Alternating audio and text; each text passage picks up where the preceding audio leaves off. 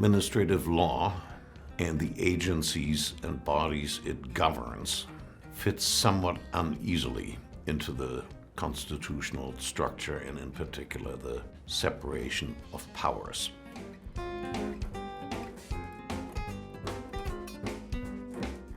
So here's the basic problem. At some level, of course, we've had administrative agencies all along under the aegis of the president. And that's obvious from the Constitution, even though the Constitution itself says exceedingly little about how the executive is to be organized. It's obvious there has to be an army that has to be administered somehow.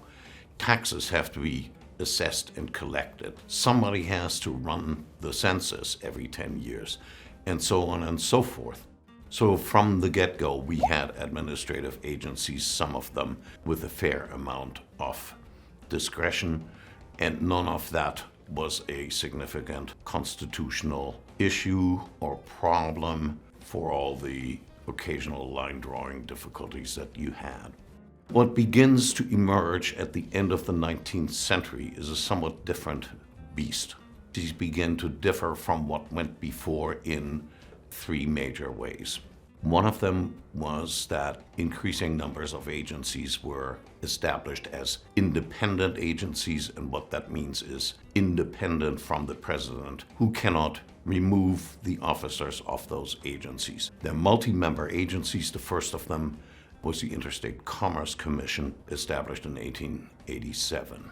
The second way in which those agencies differ from just about everything and anything that went before is that they make rules with binding legal force, meaning rules that bind private citizens in a coercive way.